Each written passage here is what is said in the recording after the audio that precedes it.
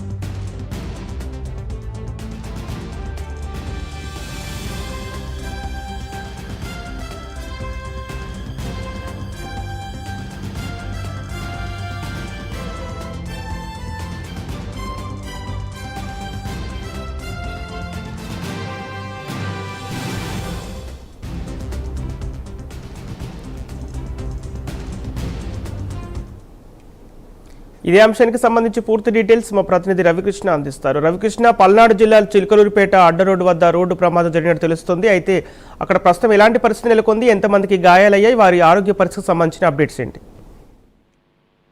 సంపత్, ఈ రోజు తెల్లవారుజామున అయితే మాత్రం చిలుకలూరిపేటలో ఘోర రోడ్డు ప్రమాదం చోటు చేసుకుంది.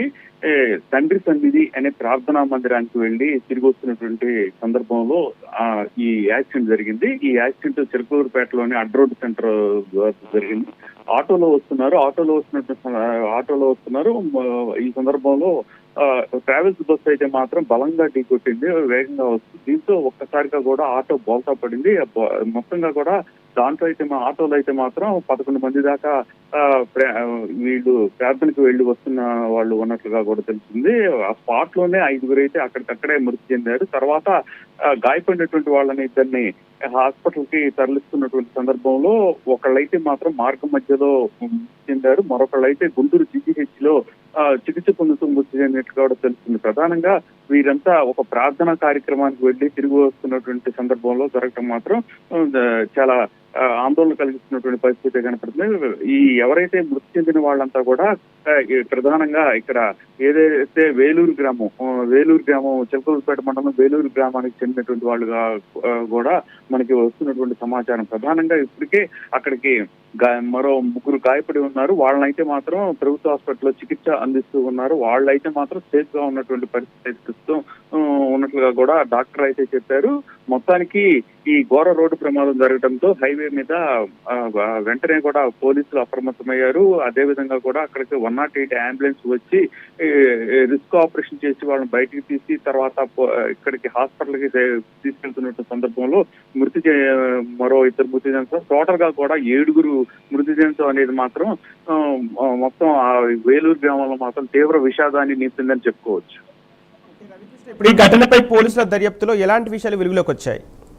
అంటే టోటల్ గా కూడా చిలుకలూరిపేట హైవే అనేది చాలా పెద్ద హైవే. అదే విధంగా కూడా ఈ వేలాది వాహనాలు ఇక్కడ వెళుతూ ఉంటున్నటువంటి పరిస్థితి. అలాగే చాలా వేగంగా కూడా వెళుతూ ఉంటాయి. వేవ్ ట్రావెల్స్ సంబంధించినటువంటి బస్సు ఏదైతే ఉందో ఆ ట్రావెల్స్ సంబంధించిన బస్సు అత్యంత వేగంగా కూడా ట్రావెల్స్ బస్సులే వేగంగా వెళుతూ ఉంటాయి. అలాగే ఈ ఆటోలకు సంబంధించి ఆటోలకి అయితే యాక్చువల్ గా ఈ హైవేల మీద వాళ్ళకి రిస్ట్రిక్షన్స్ అయితే ఉంటాయి. వాటిని కూడా పట్టించుకోకుండా వాళ్ళు రావటం, అదే విధంగా కూడా ఆటోకి సంబంధించి ఆటోల్లో ఫుల్ గా కూడా లోడ్ అయినటువంటి పరిస్థితి. అలాగే ఈ ప్రధానంగా ఆటోకి సంబంధించి ఆటోలు అయితే మాత్రం ఏదైతే ఈ నియమాలు ఉంటాయో దానికి మించి కూడా పరిమితులకు మించి కూడా అక్కడ దాంట్లో అయితే మాత్రం 11 మందితో వెళుతున్నటువంటి సందర్భం. అలాగే ఆటోకి సంబంధించిన డ్రైవర్ పక్కన కూడా అటు ఇటుగా కూడా కూర్చున్నట్లుగా కూడా తెలుస్తుంది.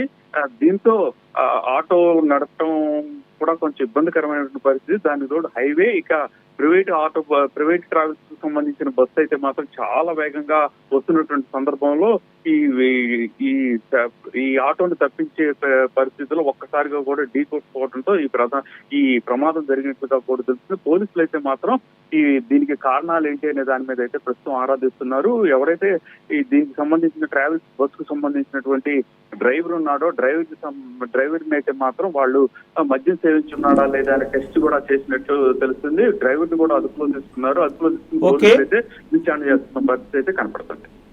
Okay, right, thank you Ravikrishna.